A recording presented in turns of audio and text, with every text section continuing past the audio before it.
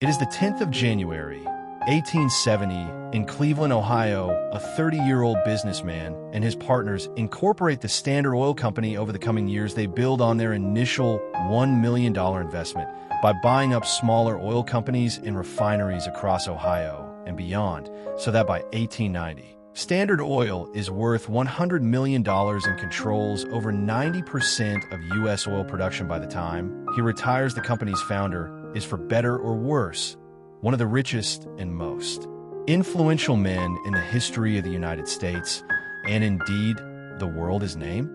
J.D. Rockefeller, the world's first billionaire, the man known to history as John D.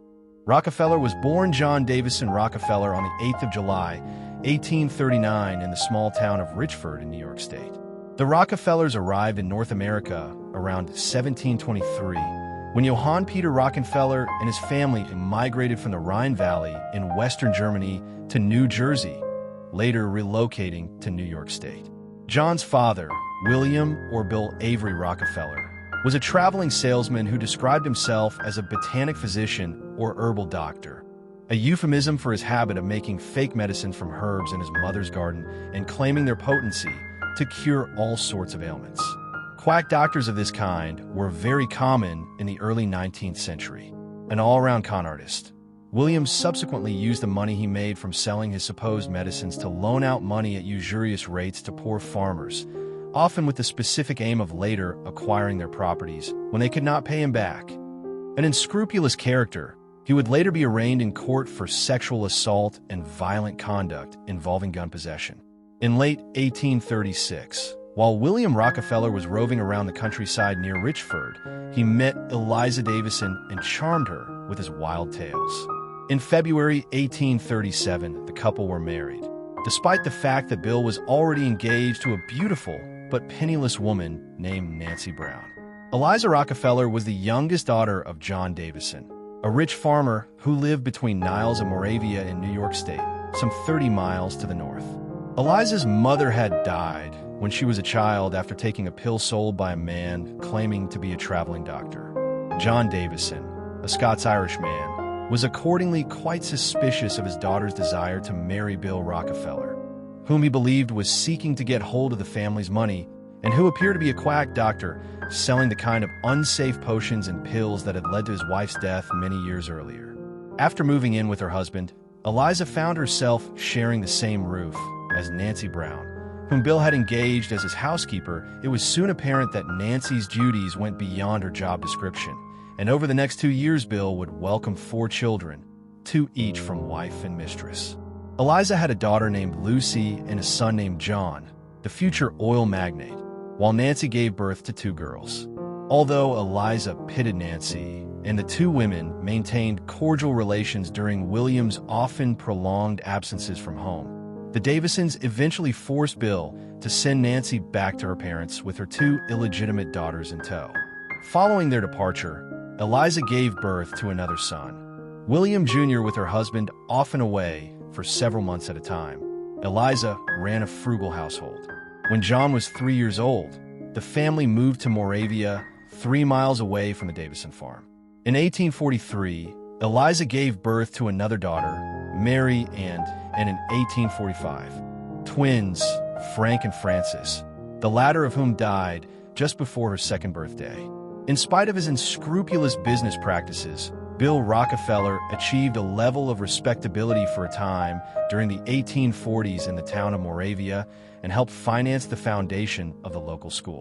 At the same time, he considered farm work beneath his dignity, and the 2 elder boys, John and William Jr., were soon required to do much of the manual labor around the Rockefeller home. The boys were given adult responsibilities at a young age, something which was hardly unusual in the 19th century, an era when children as young as 9 or 10 years old were often expected to contribute to the household finances by finding work of some kind. This caused John and William Jr. to mature quickly.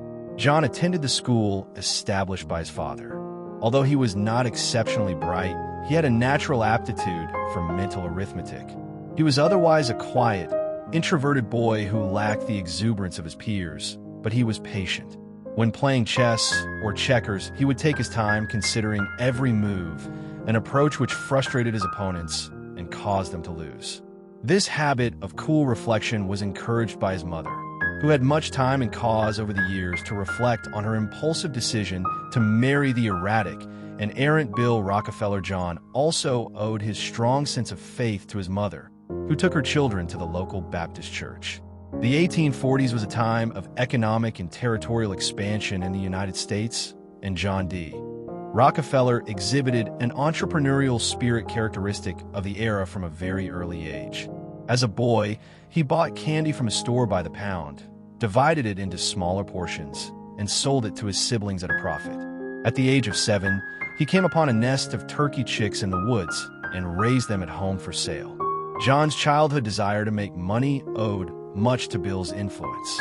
Although he would come to recognize his father's numerous character flaws, as a child, John lionized his father as a strong, athletic man who took his children hunting and fishing and entertained them at home by singing songs and playing the violin.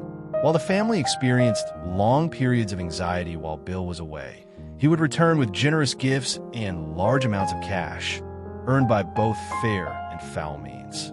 Among Bill's more legitimate enterprises was a lumber business in Moravia, and when John was 8 or 9, he was taught how to select good quality wood for the family house. As a businessman, Bill negotiated aggressively and did not hesitate to take advantage of the ignorance of potential customers. At the same time, he generally offered generous wages to his workers, paid his debts on time, and carried out his contractual responsibilities. John's own business practices later in life would closely resemble his father's. He would avoid the controversies that dogged his father, though. After being indicted for sexual assault in 1849, Bill Rockefeller left Moravia, and in spring 1850 the family moved to Owego near the Pennsylvania border. It may have been around this time that John stopped idolizing his father and recognized him for who he was. He soon began referring to his mother as a widow, and in adult life, he avoided talking about his father. In August 1852, John and his brother William enrolled in the prestigious Owego Academy. But after a few months, Bill took the family further west to Strongsville, Ohio. In the autumn of 1853, the Rockefeller boys resumed their education at the higher school in nearby Cleveland. As American settlers moved towards the Pacific, encouraged by discoveries of gold in California, the country was sharply divided on the question of slavery. In his school essays, Rockefeller expressed himself as an ardent abolitionist, a cause championed by the newly founded Republican Party. John was close friends with Mark Hanna, who would later become a powerful Republican Party boss and senator for New York. John hoped to go to university, but in May 1855, on the eve of his graduation, his father abruptly asked him to drop out of school and find a job. The unwelcome news was connected to the double life that Bill Rockefeller was now living. For several years, he had taken his traveling doctor act across the frontier into Canada, and in 1852, he met and fell in love with 17-year-old Margaret Allen from Ontario.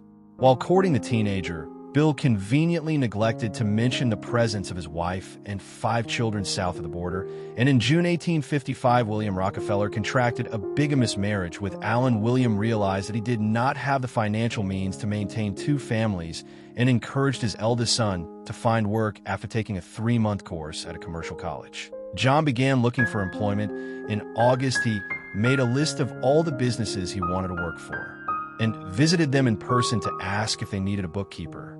After several weeks, he had no luck, and his father suggested that he could always join him roaming the country. The appalling prospect of doing so galvanized John to continue searching, and on the 26th of September, 1855, the small merchant firm Hewitt and Tuttle hired him as an assistant bookkeeper. For the rest of his life, he would celebrate September 26th as Job Day.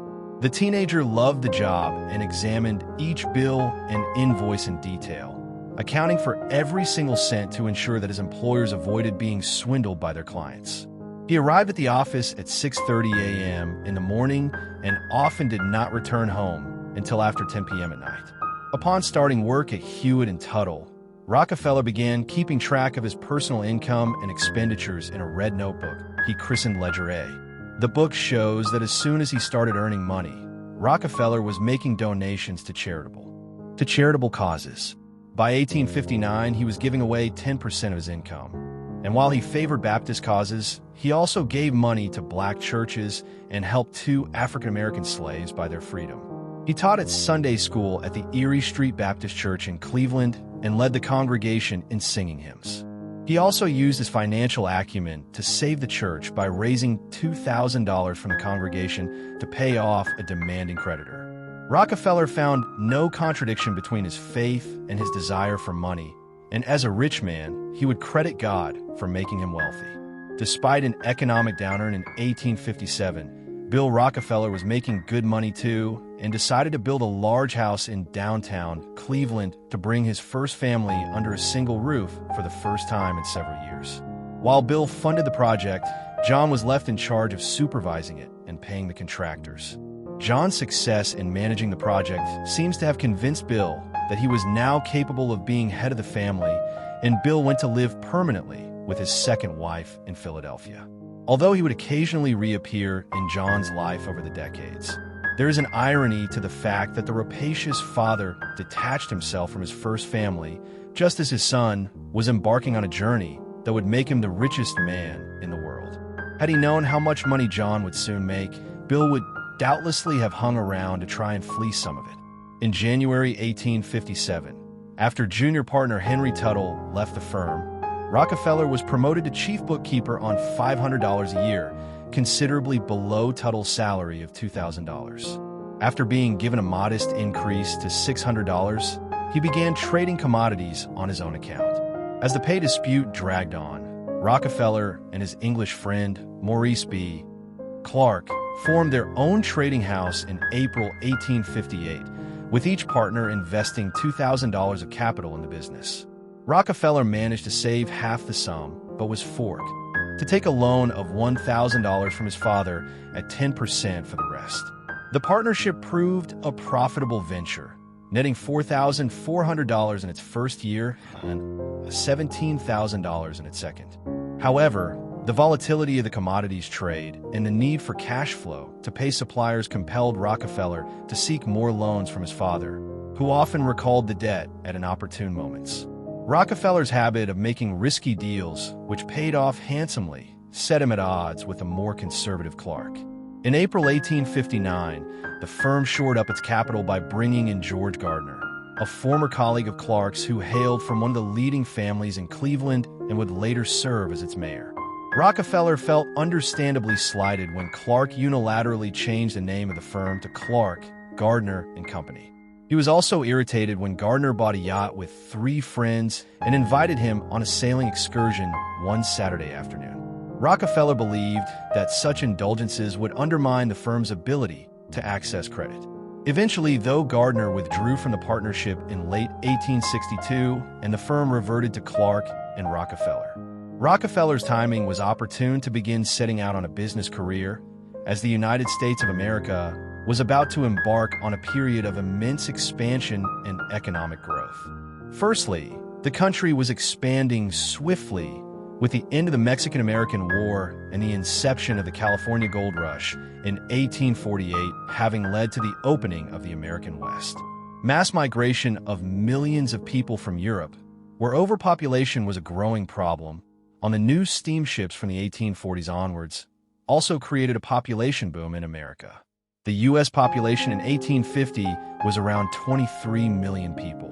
It reached 50 million around 1880, 75 million around the turn of the century, and would reach 100 million for the first time in the mid-1910s. This huge explosion in the domestic labor market and the market for domestic production facilitated the emergence of new businesses and tycoons. On top of this, the U.S. was just beginning to enter into a period of more pronounced industrialization as Rockefeller began his business career. The Industrial Revolution had begun in Britain in the 1770s and had belatedly spread elsewhere in the first half of the 19th century. It really took off in many other countries, most especially the U.S. and Germany, in the second half of the 19th century. All of these developments, the population boom, the expansion of the country to the Pacific Ocean, and mass industrialization, would see the United States emerge as the world's largest domestic economy by the end of the 19th century, although Britain was still larger when its colonial empire was taken into account. Finally, two other factors would play into Rockefeller's hands. There was a railway boom beginning to connect America from coast to coast in the 1850s and 1860s, and there was also a growing awareness that new types of fossil fuel besides heavy coal could be used to fuel the American economy. Like all individuals who become enormously successful in business, Rockefeller worked hard and took the opportunities presented to him, but his timing was also very fortuitous and would contribute substantially to his success. In November 1860, the 21-year-old Rockefeller voted in a presidential election for the first time and cast his ballot for Abraham Lincoln, the Republican candidate. With the Democratic Party split between northern and southern factions, Lincoln won the election by carrying the northern anti-slavery states. Lincoln's opposition to the expansion of slavery encouraged southern states to secede from a union and form the Confederate States of America, leading to the outbreak of the American Civil War in April 1861. Although Rockefeller later claimed that he wanted to serve the Union cause, he decided to continue in business to provide for his family, while John and William avoided military service by paying $300 each for a substitute. Their youngest brother, Frank, enlisted in the 7th Ohio Volunteer Infantry and was wounded twice. The disruption to North-South trade during the war benefited the East-West trade via Cleveland, and Rockefeller and his business partners profited handsomely. With the profits from his commodity trading partnership, Rockefeller now entered the nascent oil industry. During the 1850s, America's booming economy created a demand for lighting that was outstripping the dwindling supply of whale oil. While passing through western Pennsylvania in 1853, the New York lawyer George Bissell saw indigenous Seneca people use black rock oil for medicinal purposes. The following year, he formed a company and commissioned distinguished Yale scientist Dr. Benjamin Silliman to investigate the feasibility of using rock oil for both lighting and lubrication. Silliman's research confirmed the potential of rock oil or petroleum, but Bissell and the Pennsylvania Rock Oil Company still required a method of extracting oil at scale. In 1856, Bissell alighted upon the idea of drilling for oil, inspired by brine wells used for salt extraction. He dispatched Edwin Drake to Pennsylvania, and after several false starts, Drake struck oil near Titusville in August 1859. It did not take long for the area to be teeming with men seeking to make their fortune. In the meantime, a Canadian geologist, Abraham Gessner, had developed a method of producing lamp fuel, which he called kerosene, using petroleum. As the oil boom began, in Cleveland, Clark and Rockefeller began handling small shipments of crude oil in 1860. When Clark's friend Samuel Andrews approached the two men seeking capital for an oil refinery, Rockefeller was enthusiastic about the prospect, while Clark was more skeptical. In 1863, Andrews, Clark, and Rockefeller joined two of Clark's brothers in forming Andrews, Clark and Company. The company set up its operations under the name Excelsior Oil Works. Military service by paying $300 each for a substitute. Their youngest brother, Frank, enlisted in the 7th Ohio Volunteer Infantry and was wounded twice. The disruption to North-South trade during the war benefited the East-West trade via Cleveland, and Rockefeller and his business partners profited handsomely. With the profits from his commodity trading partnership, Rockefeller now entered the nascent oil industry. During the 1850s, America's booming economy created a demand for lighting that was outstripping the dwindling supply of whale oil. While passing through western Pennsylvania in 1853, the New York lawyer George Bissell saw indigenous Seneca people use black rock oil for medicinal purposes.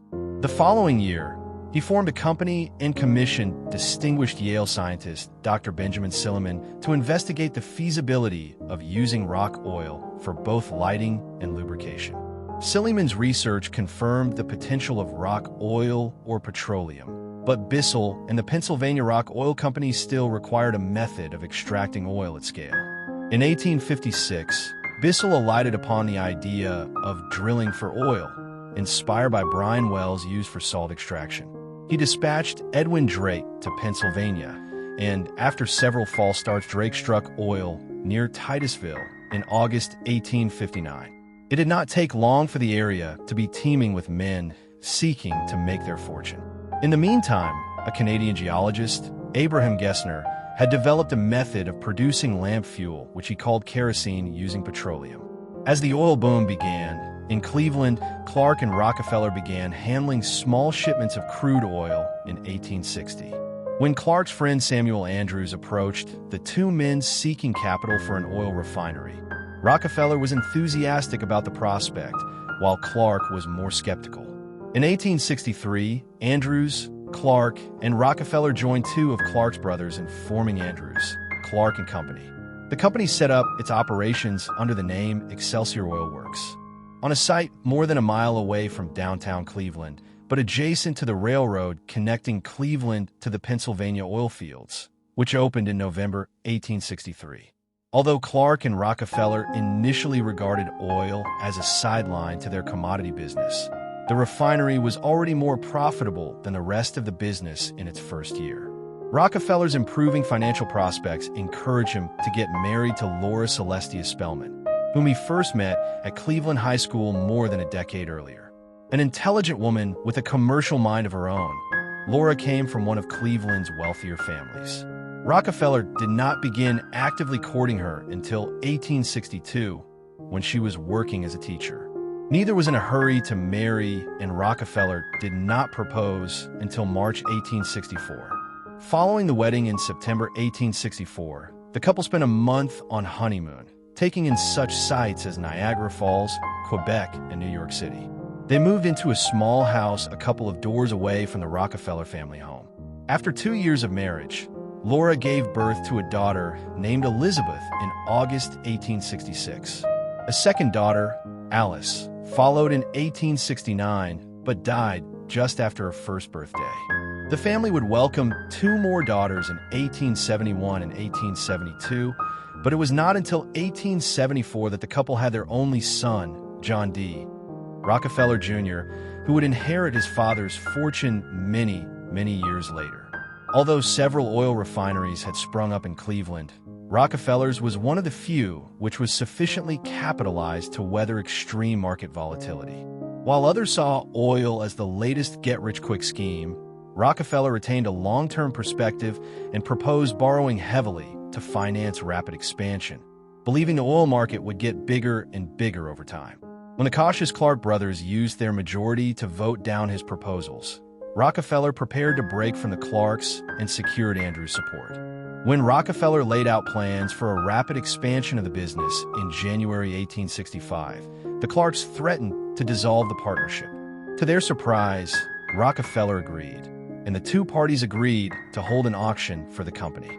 Rockefeller had been talking to several bankers and was confident that he could outbid his rivals. The bidding started at $500 and quickly reached $60,000, before inching up to $70,000. Rockefeller was beginning to doubt whether he could afford the deal, but after Clark bid $72,000, he immediately responded with $72,500, and Clark decided he could go no higher. That $500 was the making of John D. Rockefeller. On the 15th of February, 1865, the new Rockefeller and Andrews partnership took over operations at the Excelsior refinery. Rockefeller was the senior partner and was responsible for the management of the business, leaving scientific and technical details to Andrews. A few weeks later, the American Civil War came to an end with General Robert Lee's surrender at Appomattox Courthouse on April 12th. The jubilation in Cleveland was cut short by President Lincoln's assassination on the 15th, though the return of peacetime conditions would benefit the emerging oil industry. The end of the Civil War meant not only the triumph of freedom over slavery, but of industrial capitalism over agrarianism, as the war had very much been a clash between an urban, industrial union in the northern states and a rural, agricultural confederacy in the South. Ohio Congressman and future President James Garfield prophetically remarked, "Oil, not cotton, is king now in the world of commerce." Despite its potential, the industry was still in its infancy. Accidents and explosions were common, and fortunes were lost as often as they were made. In December 1865, Rockefeller established a second refinery in Cleveland known as the Standard Works and placed his brother William in charge. The enterprise was the largest and most profitable. of the refiners in Cleveland, and the company boosted its profitability by selling a wide range of byproducts. By having its own barrel-making plants, shipping facilities, and railroad cars, the company had greater control over expenses. American oil quickly made its way onto the international market, and in 1866, William Rockefeller established an office in New York City to build relationships with Wall Street bankers and manage the firm's exports. Although Rockefeller borrowed heavily during his early days, he earned the trust of bankers by paying his debts on time, enabling him to access credit in emergencies and survive crises that would bankrupt his rivals. To pursue his expansion plans, in 1867 Rockefeller brought in Henry Flagler and expanded the partnership to become Rockefeller, Andrews, and Flagler. 9 years older than Rockefeller, Flagler had also been born in upstate New York before moving to Ohio. The two men were first acquainted in the 1850s when Flagler was working as a grain merchant and Rockefeller served as his agent at Hewitt and Tuttle. As part of the deal, Flagler's stepbrother Stephen Harkness, one of the richest men in Cleveland, contributed $100,000 in capital for a third of the business. Rockefeller and Flagler had their desks opposite each other and worked seamlessly together. The two men developed a habit of editing each other's letters, which would pass through the critical eyes of Laura Rockefeller for a third opinion before being dispatched. Not long after joining the partnership, Flagler was placed in charge of the firm's negotiations with the railroads. Transportation was one of the most significant costs in the refining business, and Rockefeller benefited from being close to the oil fields. Rockefeller's Cleveland location allowed him to transport his oil by water via Lake Erie or by the 3 railroads that ran through the city, allowing him to negotiate the best freight rates. The railroads were also in stiff competition with each other. The Pennsylvania Railroad was encouraging firms to move to the oil regions by offering low rates to undermine the Erie and New York Central Railroads, which depended on Cleveland traffic. Jay Gould of the Erie Railroad offered Rockefeller a 75% rebate on transportation costs, while Flagler secured a major discount with the Lakeshore Railroad, part of the New York Central Network. In return, Flagler offered to supply 60 carloads a day, a significant commitment which the Rockefeller refineries could not fulfill on their own. Accordingly, Rockefeller used his position in the market to coordinate shipments from rival Cleveland firms at preferential rates. In a measure of the railroad's eagerness to seal the deal, when Rockefeller said that he did not have time to meet Cornelius Vanderbilt, the 74-year-old owner of the New York Central and the richest man in the country at the time, Vanderbilt visited the 29-year-old Rockefeller at his office instead. The Lakeshore deal had major consequences for the oil industry, since it enabled Rockefeller to consolidate his leading position in the market. By 1869, the Rockefeller Partnership was the world's largest refiner, employing 900 workers who produced 1,500 barrels a day, accounting for 10% of global output at that time. Not long after the Lakeshore deal, John and Laura Rockefeller moved to a brick house on 424 Euclid Avenue, nicknamed Millionaire's Row owing to the large mansions that line its streets, many of them owned by newly rich figures from the oil and rail industries. The Rockefeller house itself was relatively modest, since John was not inclined to show off his wealth and disliked ostentatious displays of it throughout much of his life. Notably, in this regard, the later decision to establish the Rockefeller Center in downtown Manhattan as a highly visible symbol of the family's wealth and power was not driven by him, and was the vision of his son and heir in the 1930s. John Jr. at their new home in Euclid Avenue. Religion continued to play a major part in the family's life, and John and Laura avoided going to the theater and the opera. Instead, the 4 surviving children were encouraged to take up musical instruments and formed a quartet, which performed regularly at church, which relocated to Euclid Avenue on Rockefeller's initiative in 1872. Although John D. Rockefeller took a greater interest in his children's upbringing than his peers, they were primarily brought up by governesses and only had the opportunity to engage with wider society at church. The children were taught to be self-sufficient and had no sense of their father's ever-increasing wealth. Instead, Rockefeller taught his children to keep detailed accounts of the income they received for doing tasks around the house. While Rockefeller had become a market leader in the refinery business, The lure of black gold had attracted so many players that by 1870 supply was 3 times that of demand, causing the price of kerosene to plummet, eradicating profit margins from many refiners. Rockefeller believed that the market was unsustainable and the industry was being ruined by excess competition. As he set out to bring order out of the chaos of the American oil industry, he envisaged the industry as a large network of interrelated companies that would benefit from economies of scale to reduce costs and control the supply and price of oil. Such an arrangement allowed customers to benefit from lower prices while ensuring that the industry remained profitable. He required substantial capital to realize his vision, and Flagler suggested incorporating the company to access outside investment. In January 1870, Rockefeller dissolved the existing partnership and incorporated the firm as the Standard Oil Company, with himself as president, William as vice president, and Flagler as secretary and treasurer.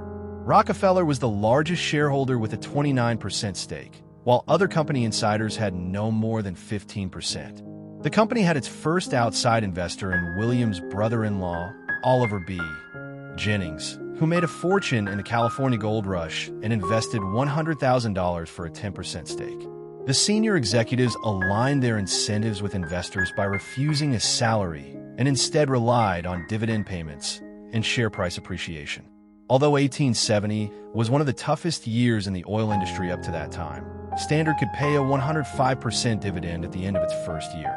When prices continued to decline in 1871, leaving many competitors on the brink of bankruptcy, Standard was still profitable enough to pay a 40% dividend. Anticipating further turbulence in the market, in January 1872, Standard Oil raised another $2.5 million on top of its initial capital of $1 million to strengthen its balance sheet. With his massive war chest, Rockefeller was ready to bring the rival Cleveland refineries into the Standard Oil family. While Rockefeller was preparing to consolidate the oil industry, fierce competition among the railroads was having a detrimental effect on all parties. Late in 1871, Rockefeller was approached about an alliance with the Pennsylvania, Erie, and New York Central Railroads. They agreed to double freight prices overnight while offering generous rebates to a select number of refineries in Cleveland, Pittsburgh, and Philadelphia, who would form the deceptively named South Improvement Company. Standard Oil was to serve as an impartial umpire to guarantee agreed quotas of traffic between the 3 lines, 45% on the Pennsylvania Railroad, and the remainder evenly divided between the 2 others. Before the proposal could be implemented, though, news of the higher rates leaked out in February 1872, leading to strikes among oil producers and causing significant disruption to Standard Oil's operations. Rockefeller responded by trying to acquire a greater share of the market than ever before, one which would allow him to circumnavigate these problems. In the 3 months between December 1871 and March 1872, Standard carried out the so-called Cleveland Massacre by buying out 22 of its 26 rivals in Cleveland. Rockefeller began by targeting his strongest rivals, knowing that it would have a major psychological impact on the weaker ones. The main competitor was Clark and Payne, whose largest shareholder, Colonel Oliver Payne, was a Civil War veteran whom Rockefeller had known at high school. When Payne asked to see Standard's accounts, he was bewildered by its profitability and agreed to sell. He soon became a valued member of the Standard Oil organization and shared an office with Rockefeller and Flagler. Rockefeller's involvement in the South Improvement Company and his aggressive consolidation of the oil industry caused him to be vilified in the press by critics who argued that he was forcing all of his rivals out of existence and buying up their assets at a fraction of their true value. In many cases, he bought refineries which he considered antiquated and inefficient simply to shut them down and limit market supply. Following the Cleveland Massacre, Standard had the capacity to refine 10,000 barrels a day, a quarter of the world's output at the time. Many of Rockefeller's rivals were forced to sell their mansions on Euclid Avenue and nursed a bitter resentment against him for the rest of their days. Rockefeller later justified his actions by resorting to religious imagery, claiming that he was a savior who was offering his competitors a chance to get onto the Standard Oil ark before the flood swept them all out of business. Rockefeller also believed that his measures to stabilize the market would give industrial workers greater job security, rather than hiring and firing them in accordance with the boom and bust cycle. Standard's economies of scale enabled Rockefeller to pay his workers more than the industry average. During Standard's early years, he personally interviewed all job applicants and knew all his employees by name. Nevertheless, the accusation emerged in the 1870s that Rockefeller was bent on acquiring a monopoly over the oil industry in the United States and was abusing his market position. It was an issue which dogged him for half a century and would eventually result in the breaking up of Standard Oil decades later. Despite his victory in Cleveland, the railroad's undertaking to implement uniform rates placed Standard at a disadvantage compared to the refiners in the oil regions out further west. In response, Rockefeller entered into an alliance with the Pittsburgh refiners in May 1872 and formed the National Refiners Association, an arrangement popularly known as the Pittsburgh Plan. The association would collectively negotiate lower prices with the railroads and guarantee profits for smaller refiners in return for production caps. When Rockefeller struggled to convince the Western refiners to sign up, he reached out to firms in New York and Philadelphia. He was soon irritated by smaller refiners exceeding their production quotas, forcing Standard to reduce its own output, while other firms which remained outside the cartel enjoyed higher prices without being subject to any quotas. In December, he came to an agreement with producers to buy oil at $5 a barrel, double the market price, in exchange for production quotas. Enticed by the higher prices, the oil producers exceeded their quotas and drove prices down to $2. Frustrated by widespread violations of the agreements, Rockefeller abandoned the Pittsburgh Plan in June 1873 and believed that the only way he could stabilize the market was to take full control. Events soon moved in his favor when an economic crisis, known as the Panic of 1873, caused a 6-year depression, during which crude oil prices plummeted to under 50 cents a barrel. Rockefeller was in prime position to take advantage, as Standard Oil still remained profitable despite only operating 2 of its 6 large refineries in Cleveland. Following the failure of the Pittsburgh Plan, Rockefeller set his sights on the Pittsburgh and Philadelphia refineries. Adopting the same playbook as in Cleveland, in autumn 1874, Rockefeller and Flagler met with Charles Lockhart and William G. Worden, the proprietors of the leading refineries in Pittsburgh and Philadelphia, respectively.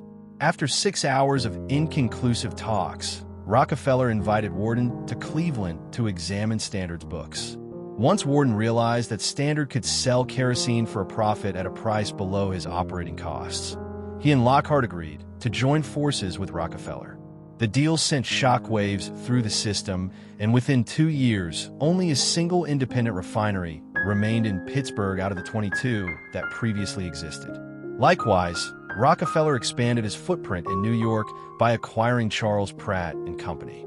The deal was kept secret, an arrangement that Rockefeller preferred with many smaller refiners, since he recognized that it was better to give the impression of a competitive market to avoid a political backlash. In the mid-1870s, he continued to acquire refineries. In the process, many former critics became Standard converts. The most prominent was the 27-year-old John D. Archbold, who had been one of the most vociferous opponents of the South Improvement Company scheme. Archbold became a senior figure at Standard Oil and represented Rockefeller in negotiations with producers. In September 1875, the Acme Oil Company was founded with Archbold as its president to serve as a front for Standard's acquisition of refineries. While Rockefeller controlled all the oil headed to New York, a few remaining independents in West Virginia could transport their oil to Baltimore via the Baltimore and Ohio Railroad. In May 1875, Rockefeller acquired J.N. Camden and Company in secret and then used Camden as his vehicle to buy up the refineries in West Virginia. In his mid-30s, John D. Rockefeller was master of the American oil industry, which effectively meant the global oil industry. While he owed much of his success to his close relationship with the Erie and New York Central Railroads, he was often in conflict with the Pennsylvania Railroad. When the Pennsylvania set up the Empire Transportation Company to acquire oil pipelines in 1873, Rockefeller responded by building his own pipeline network. With Rockefeller tightening his grip on the market, Empire began to acquire its own refineries.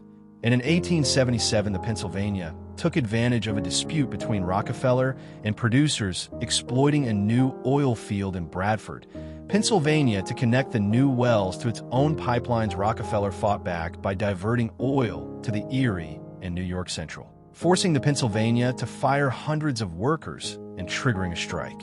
The Pennsylvania's president, Tom Scott, backed down and offered to sell all of the Empire Transportation Company's assets to Standard Oil for $3.4 million, including a fleet of obsolete steamships, which Rockefeller had to pay for out of his own pocket because his fellow executives refused to authorize the full amount.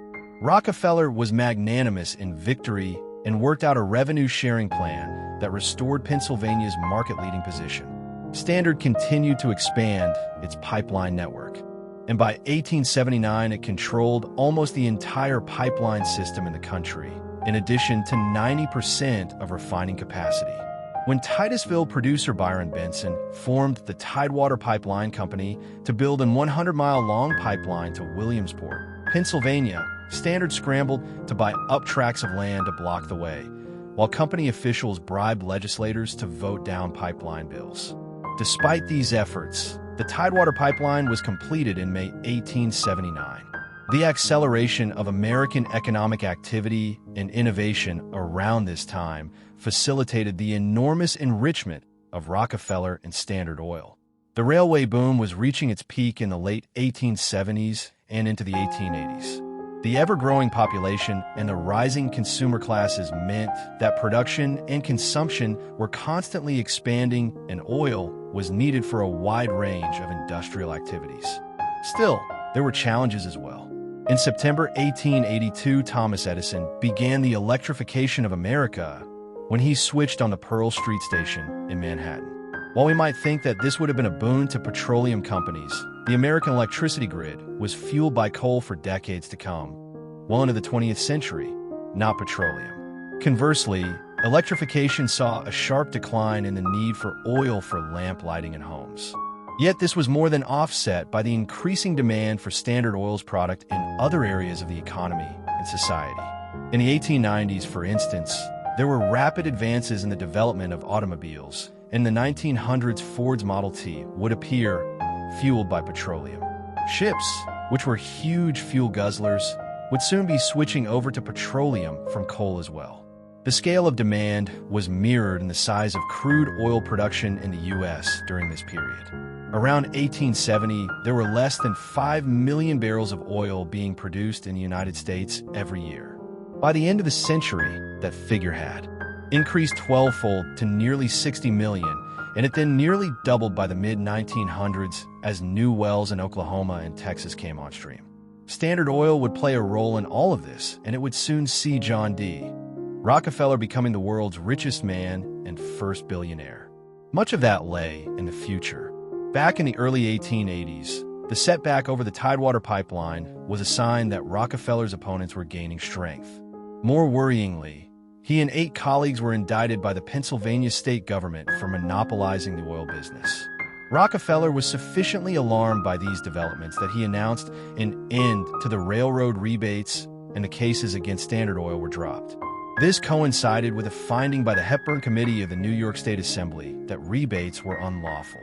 However, the intervention came too late, as Standard Oil had already exploited them to achieve its dominant position in the market. Having lost his advantages from the railroads, Rockefeller was even more determined to face down Tidewater. Rockefeller soon discovered that Byron Benson also preferred cooperation to competition, and the two parties entered into an agreement. In 1882, Rockefeller's associates acquired a minority stake in Tidewater, enabling him to strike a favorable market-sharing agreement the following year. Now in his 40s, Rockefeller was among the richest men in the country and was an increasingly notorious individual. In one of his rare interviews, he argued that with a business as large as Standard Oil, it was inevitable for malpractice to occur without the knowledge of senior management, but that he would intervene as soon as he became aware of the issue. While Rockefeller often acted through subordinates to cover his tracks, it was true that his sprawling business empire was becoming difficult to control. Many states forbade companies from owning subsidiaries across state lines, so the Standard Oil empire consisted of 41 separate companies. In 1882, to solve some of these issues, the company's lawyers came up with the innovative solution of creating the Standard Oil Trust, where 9 trustees, including Rockefeller, were appointed to manage the interests of the company's 37 stockholders. Although the arrangement did not become public until 6 years later, the creation of the Standard Oil Trust was a major innovation in American corporate history, and companies in other industries soon followed suit until the word trust became synonymous with monopoly power. The consolidation of the industry also brought Standard's center of gravity further east, and in early 1884 Rockefeller moved his family to New York City. In May 1885, company headquarters was formally transferred from Cleveland to a new 10-story office at 26 Broadway in Manhattan.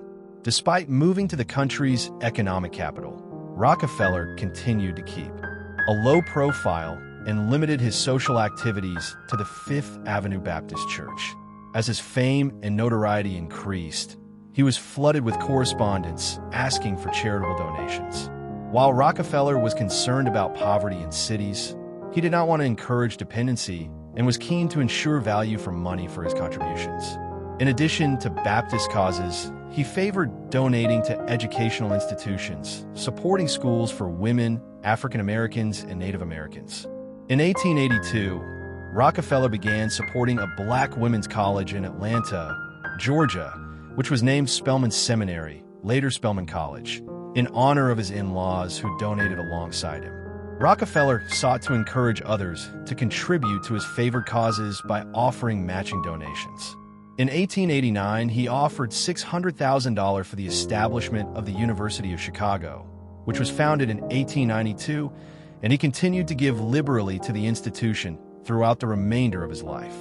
This was in keeping with other major American titans of industry in the Gilded Age, such as the Vanderbilts and Andrew Carnegie, who were some of the great philanthropists of modern history, endowing universities, making large charitable bequests, and establishing great civic buildings like Carnegie Hall in New York City. Throughout his career, Rockefeller worked hard and kept an obsessive eye on the smallest fluctuations in the oil market. By delegating operational authority to an executive committee, which he rarely attended, Rockefeller freed up more time to travel. In June 1887, he made his first trip overseas, taking a 3-month holiday with his family in Europe. In London, the family stayed at a hotel in Piccadilly and were in prime position to witness Queen Victoria's Golden Jubilee Parade. Next up was Paris. Although the family spent much of the trip visiting churches and admiring the natural scenery, Rockefeller realized to some discomfort that he was internationally famous and his arrival in every city was publicized in local newspapers. He reluctantly agreed to an audience with Pope Leo XIII after being advised that it would please Standard's Catholic employees. During his travels in Europe, Rockefeller had an opportunity to observe his international competitors up close. During the 1870s, oil was discovered near the Russian port of Baku on the Caspian Sea, now the capital of Azerbaijan. By the 1880s, the Russian market had been cornered by the Swedish businessman Robert Nobel and his brothers, including Alfred, the inventor of dynamite and the founder of the Nobel Prizes. In the meantime, the Parisian branch of the Rothschild family set up the Caspian and Black Sea Oil Company and built refineries on the eastern shore of the Adriatic to refine crude oil for Baku. In 1890, Royal Dutch was founded in the Dutch East Indies to exploit oil fields in present-day Indonesia. In the following year, the London merchant Marcus Samuel set up what would become the Shell Transport and Trading Company, which merged with Royal Dutch in 1907 to form a rival business empire that dominated the Asian market. Rockefeller responded to these developments by establishing Standard's own marketing offices in Europe. Despite increasing foreign competition, even in an age before the Middle East became a major player in the world oil market, Standard's control of the domestic market in the United States remained seemingly unassailable. Owing to its control of pipelines, in the early 1880s, Standard revolutionized distribution by storing refined oil in large tanks. where the company's large fleet of tank wagons would fill up before selling to customers. Rockefeller realized that he could control oil prices by changing oil storage costs depending on market conditions. Standard issued certificates against the oil in its pipelines, which could be bought and sold, thereby creating the oil futures market. However, Rockefeller bemoaned the pricing power of speculators buying and selling oil futures. Standard rapidly expanded its marketing division to control local markets, and Standard officials resorted to aggressive sales tactics by reducing prices to drive competitors out of the market. Rockefeller answered critics by merely stating that the company wanted to supply cheap oil to poor Americans. He also defended the company's profitability by arguing that the oil fields could run dry, leaving Standard saddled with worthless assets, or that the demand for oil might collapse. These anxieties were not entirely misplaced, and Edison's electrification project in the early 1880s threatened sales of illumination oil, though Rockefeller's interest in natural gas allowed him to take advantage of the shift towards gaslighting. In 1892, the 53-year-old John D. Rockefeller became the richest man in the world following the death of railroad tycoon Jay Gould. With around $100 million to his name, Rockefeller became the primary target of criticism from journalists and political reformers who contrasted the wealth of industrial capitalists like Rockefeller with industrial workers who live close to poverty. From the late 1870s, the journalist Henry Demarest Lloyd began publishing articles claiming that Standard Oil owed its oil monopoly to its secret agreements with the railroads. Lloyd's sources included both independent refiners whom Standard had bought out or crushed and former Standard men. With a guilty conscience, in 1887, Congress set up the Interstate Commerce Commission to regulate standardized freight rates. This had little impact on Standard, which by then transported most of its oil through its pipelines. In 1890, Congress passed the Sherman Antitrust Act to outlaw monopolistic behavior, and in 1892, the Ohio Supreme Court ruled that Standard Oil of Ohio must leave the trust. Rockefeller continued to manage the business as a consolidated entity by transforming Standard Oil of New Jersey, chartered under New Jersey laws but registered at 26 Broadway, into a holding company. In 1893, Rockefeller clashed with steel tycoon Andrew Carnegie, who was troubled by Rockefeller's investments in iron ore.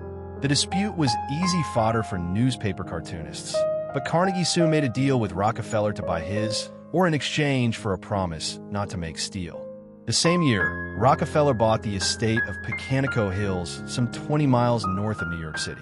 Pecanico became a retreat for Rockefeller as he stepped back from his business. His mother had died in March 1889, though his elusive father continued to live until 1906. Rockefeller had his own health issues and suffered from alopecia, a rare disease that caused hair loss, depriving him of his iconic bushy mustache. By mid-1897, he left John Dustin Archbold in charge at Standard Oil, while retaining his title of president and his 30% stake. He relied on his son John Jr. to keep him informed of Standard's business operations in his capacity as vice president. In 1899, Rockefeller took up golf and built golf courses at his estates in New York and Cleveland. In 1896, Rockefeller donated to Republican candidate William McKinley's presidential campaign, which was managed by his school friend Mark Hanna. McKinley defeated the progressive Democrat William Jennings Bryan in the general election, and Rockefeller's interests appeared to be secure. He devoted more time to philanthropic activities, and in 1901 he established the Rockefeller Institute for Medical Research in New York, now Rockefeller University. He formed trusts for charitable purposes, enabling donors to pool their assets so they could be invested more efficiently. In the meantime, McKinley won re-election in 1900, but was assassinated by an anarchist the following year and was succeeded by his vice president, Theodore Roosevelt. Hailing from the progressive wing of the Republican Party, Roosevelt filed dozens of suits against monopolies through the Department of Justice under the Sherman Antitrust Act and gained a reputation for trust busting. Pro-business Republicans rallied around Mark Hanna to challenge the president in the 1904 election, but after the New York senator's death in February, business leaders reluctantly supported Roosevelt's re-election campaign. Rockefeller was also facing a new wave of criticism in the press after the journalist Ida Tarbell published a lengthy expose of Standard Oil for McClure's magazine between 1902 and 1904. Tarbell had grown up in Titusville, where her father operated production and refining facilities, and believed that Standard had destroyed his business. She highlighted Standard's industrial espionage, price manipulation, and secretive ownership structures. While Rockefeller refused to address Tarbell's accusations in public, in private he was infuriated when the media began to dig up details of his father's shady past. John had known about his father's bigamous marriage since the 1880s, but it became public knowledge following a press investigation in 1908. While Standard fought back by sponsoring the publication of favorable books and articles, and Rockefeller sought to protect his reputation by inviting reporters to his golf courses, Standard was facing an increasing number of lawsuits from federal and state governments, and Rockefeller often tried to avoid being served court papers. In a high-profile case from 1907, federal judge Kennesaw Mountain Landis fined Standard over $29 million in relation to railroad rebates. Standard appealed, and the judgment was overturned the following year. In 1908, Rockefeller supported the Ohio Republican William Howard Taft to succeed Roosevelt as president. While Taft was temperamentally more conservative, he not only continued Roosevelt's trust-busting campaign, but expanded it. Although New Jersey had changed its laws to formalize Standard's holding company structure in 1909, a circuit court ordered the company to break up for violating the Sherman Antitrust Act. Although Standard appealed the decision through the federal court system, in May 1911 the Supreme Court dismissed the final appeal and gave the trust 6 months to disband. By the time of the breakup, Standard controlled 14% of the crude oil supply and 70% of the refined oil market. Rockefeller formally stood down as president of Standard Oil of New Jersey, which remained the largest single entity held by the Rockefeller family. Standard shareholders received a corresponding stake in the 34 independent companies that emerged from the dissolution of the monopoly, including entities that would become Conoco, Chevron, Exxon, and Mobil. The breakup gave the American public the opportunity to buy Standard shares for the first time, sending the stock skyrocketing, thus making Rockefeller the world's first billionaire by 1916. Flush with cash, Rockefeller proposed the creation of the Rockefeller Foundation, which was chartered by New York in 1913. Rockefeller contributed a total. Influenced in different ways by his mother's Baptist faith and his father's often dubious money-making schemes, Rockefeller became one of the richest men in history by creating a monopoly out of America's fledgling oil industry. While his critics attacked him for nefarious business practices and secretive arrangements, which gave him an unfair advantage over his rivals, Rockefeller justified his actions by arguing that they were a necessary expedient to prevent the oil industry from competing itself out of existence. He never managed to create a full monopoly, and his market dominance was gradually eroded by international competition and government intervention at home. After taking a step back from Standard in the 1890s, Rockefeller pursued significant philanthropic projects in the University of Chicago. Rockefeller University and the Rockefeller Foundation continue to flourish in their respective fields over a century later. The Rockefeller family would play a prominent role in American economic and political life in the decades following its patriarch's death. John Jr.'s son Nelson Aldrich Rockefeller served as the Republican governor of New York when the World Trade Center was built in 1973 by his brother David. Nelson would be appointed Vice President of the United States by Gerald Ford in 1974, while another brother Winthrop served as governor of Arkansas. John Jr.'s grandson John D. Rockefeller IV, better known as Jay, served as Democratic governor and later senator of West Virginia. Thus, Rockefeller not only built a company that was so large that the U.S. government intervened to break it up into dozens of companies in 1911, he also established one of America's great business and political dynasties. What do you think of John D. Rockefeller? Was he a visionary industrialist who nurtured the development of the American oil industry to supply cheap oil to American consumers and businesses? Or was he a ruthless businessman who resorted, influenced in different ways by his mother's Baptist faith and his father's often dubious money-making schemes, Rockefeller became one of the richest men in history by creating a monopoly out of America's fledgling oil industry. While his critics attacked him for nefarious business practices and secretive arrangements, which gave him an unfair advantage over his rivals, Rockefeller justified his actions by arguing that they were a necessary expedient to prevent the oil industry from competing itself out of existence. He never managed to create a full monopoly, and his market dominance was gradually eroded by international competition and government intervention at home. After taking a step back from Standard in the 1890s, Rockefeller pursued significant philanthropic projects in the University of Chicago. Rockefeller University and the Rockefeller Foundation continue to flourish in their respective fields over a century later. The Rockefeller family would play a prominent role in American economic and political life in the decades following its patriarch's death. John Jr.'s son Nelson Aldrich Rockefeller served as the Republican governor of New York when the World Trade Center was built in 1973 by his brother David. Nelson would be appointed Vice President of the United States by Gerald Ford in 1974, while another brother Winthrop served as governor of Arkansas. John Jr.'s grandson John D. Rockefeller IV, better known as Jay, served as Democratic governor and later senator of West Virginia. Thus, Rockefeller not only built a company that was so large that the U.S. government intervened to break it up into dozens of companies in 1911, he also established one of America's great business and political dynasties. What do you think of John D. Rockefeller? Was he a visionary industrialist who nurtured the development of the American oil industry to supply cheap oil to American consumers and businesses? Or was he a ruthless businessman who resorted to unethical methods and monopolization to drive his competitors out of business? Please let us know in the comment section. And in the meantime, thank you very much for watching The Golden Empire.